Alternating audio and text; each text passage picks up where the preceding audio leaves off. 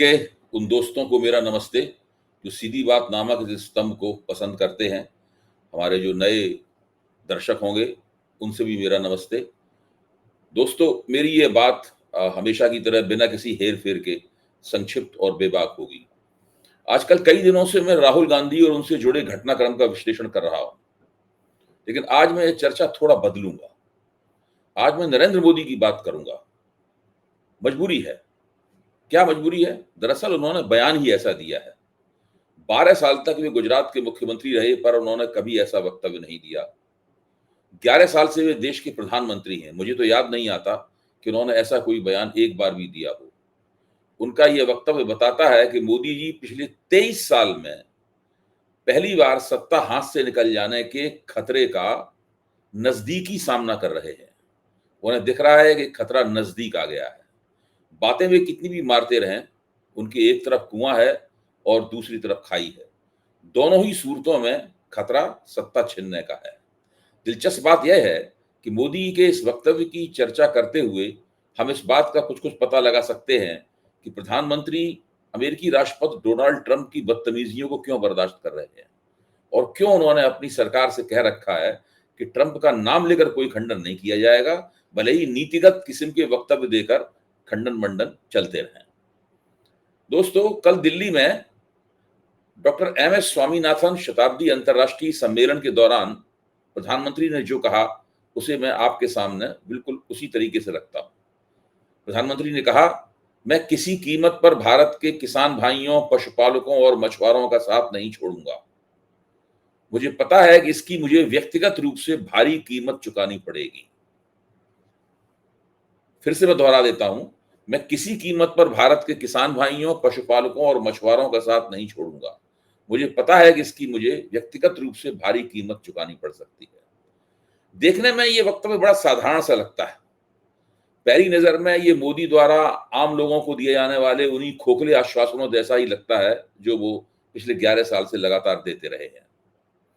लेकिन अगर आपने ऐसा समझकर इस वक्तव्य को नजरअंदाज कर दिया तो गलती करेंगे। वक्तव्य का एक एक शब्द तरह तरह के मतलबों से भरा हुआ है। बस इसे 2 हिस्सों में बांटिए और सब कुछ समझ में आने लगेगा। वक्तव्य का पहला हिस्सा यह है कि नरेंद्र मोदी देश के किसानों, मछुआरों और पशुपालकों के हितों की रक्षा की शेखी बघार रहे हैं, और दूसरा हिस्सा यह है कि इसके लिए उन्हें व्यक्तिगत कीमत चुकानी पड़ सकती है और यह बात उन्हें पता भी है। मैं पहले मोदी के वक्तव्य के दूसरे हिस्से की चर्चा करूंगा। इसी की रोशनी में पहले का असली मतलब सामने आ जाएगा। दूसरा हिस्सा साफ कहता है कि मोदी को कम से कम 2 बातें शामिल हैं। पहली, उन्हें व्यक्तिगत रूप से भारी कीमत चुकानी पड़ेगी, और दूसरे वे लोग कौन हैं जो किसानों, मछुआरों और पशुपालकों का हित साधन करने पर उनके पीछे पड़ जाएंगे। व्यक्तिगत रूप से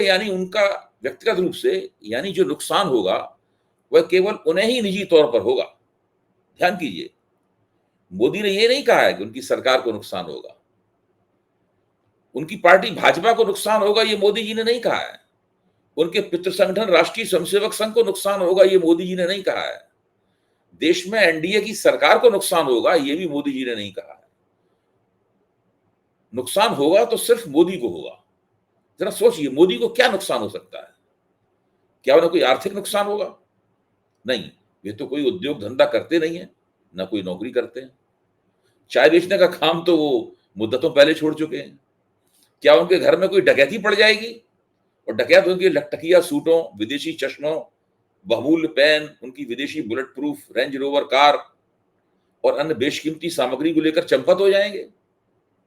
अरे भाई, मोदी नई दिल्ली में लोक कल्याण मार्ग पर रहते हैं, जहां उस तरह के चैन खींचने वाले पर भी नहीं मार सकते जिनमें से एक ने डीएमके की महिला सांसद की सोने की चैन उस समय छीन ली थी जब वह सुबह 6 बजे उस इलाके में तेज तेज वॉकिंग कर रही थी। मोदी जी भी सुबह व्यायाम करते हैं, लेकिन उनके तेज तेज चलने का इंतजाम उन्हीं की आवाज के पिछवाड़े बड़ी खूबसूरती से कर दिया गया है। तो क्या मोदी जी का कोई घर या जमीन है इस पर कुछ लोग कब्जा कर लेंगे और उन्हें नुकसान हो जाएगा? नहीं, मोदी जी के पास ऐसी कोई संपत्ति नहीं है। वे तो पिछले 23 साल से लगातार सरकारी संपत्तियों के दम पर ही अपनी 7 स्टार लाइफ स्टाइल मैनेज कर रहे हैं। दोस्तों, मोदी जी जिस व्यक्तिगत नुकसान की बात कर रहे हैं वह उनकी अपनी निजी सत्ता को होने वाला नुकसान है। यानी मोदी जी को डर लग रहा है कि हो सकता है कि उन्हें सत्ता से हटा दिया जाएगा। सरकार भाजपा की बनी रहेगी, संघ परिवार का रुतबा भी कायम रहेगा, एनडीए हुकूमत करता रहेगा, पर मोदी जी नहीं रहेंगे। उनकी जगह किसी और को बैठा दिया जाएगा। देखिए, हर सत्ताधारी असुरक्षा से पीड़ित रहता है, भले ही वह यह बात कहे नहीं।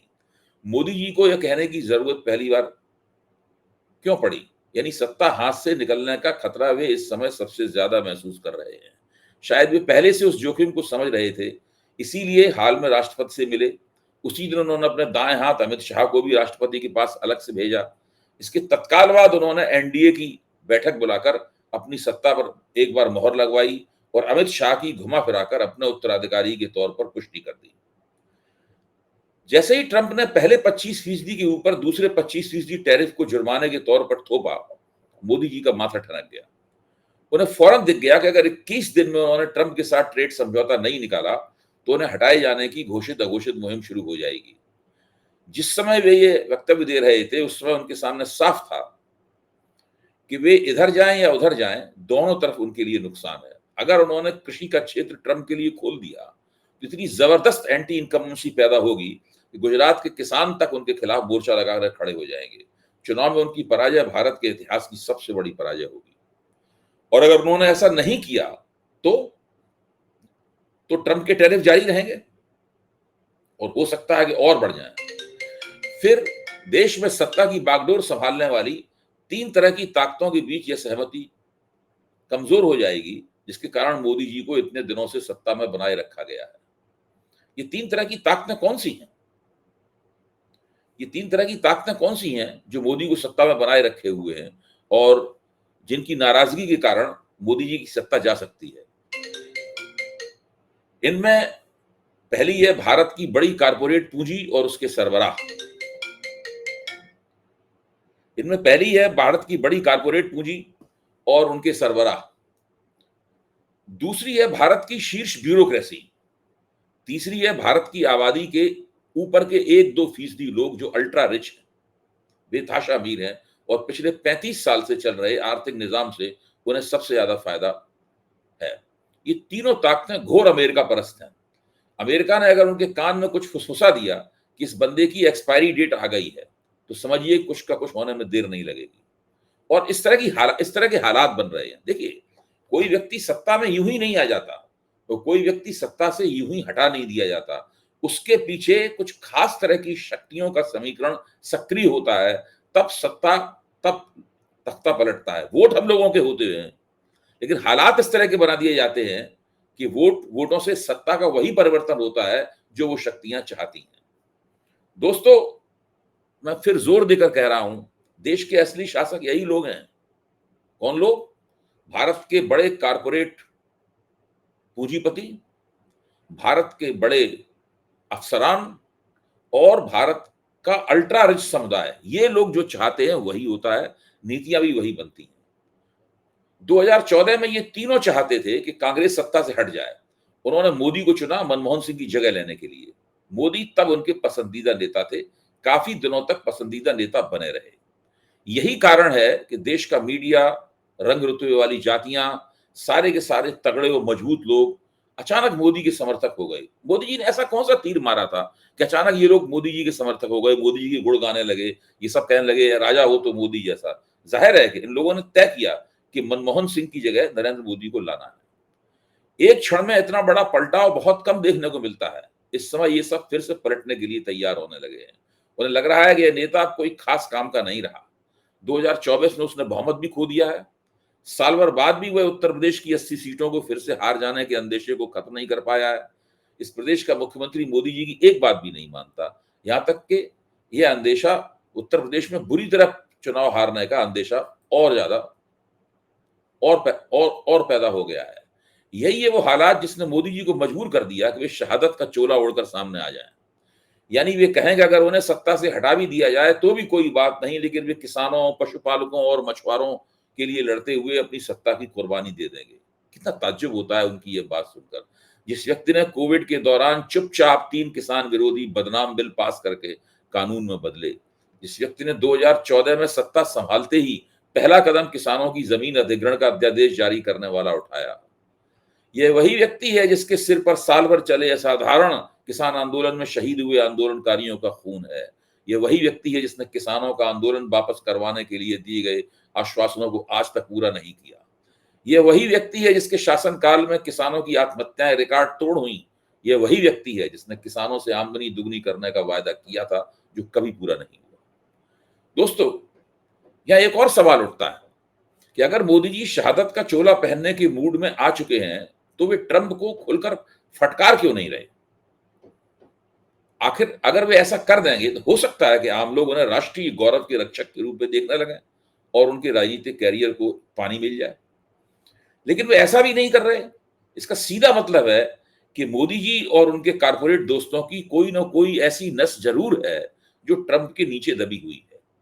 हमें पता है कि अदानी जी अमेरिका में ब्रुकलिन की अदालत में फंसे हुए हैं, लेकिन मोदी जी व्यक्तिगत रूप से कहां फंसे हैं? मोदी जी की भी कोई नस है जो ट्रंप के नीचे दबी हुई है? क्या ऑपरेशन सिंदूर के युद्ध विराम के सिलसिले में यह नस ट्रंप के नीचे दबी हुई है? सारी दुनिया जानती है कि पहले अमेरिका को संघर्ष विराम करवाने में कोई दिलचस्पी नहीं थी। उपराष्ट्रपति वेंस ने स्पष्ट रूप से कहा था कि यह भारत और पाकिस्तान के बीच का मामला है और वे जाने उनका काम जाने। प्रश्न यह है कि फिर ट्रंप ने अचानक हस्तक्षेप करके युद्ध क्यों रुकवाया? क्या ट्रंप के पास इस बात के सबूत तो नहीं है जिनसे वे अगर चाहें तो साबित कर सकते हैं कि स्वयं मोदी या उनके प्रशासन की तरफ से ट्रंप को संघर्ष विराम करवाने का आग्रह गया था? यानी अगर ट्रंप का नाम लेकर मोदी ने खुलकर पलटवार किया तो खतरा और जबरदस्त है। अमेरिका के राष्ट्रपति यह बेहद नुकसानदायक पोल खोल सकते हैं। जो भी हो दोस्तों, प्रधानमंत्री अपने राजनीतिक जीवन के उस मोड़ पर पहुंच गए हैं जहां नेता लोग अपने रिटायरमेंट पैकेज के बारे में सोचने लगते हैं।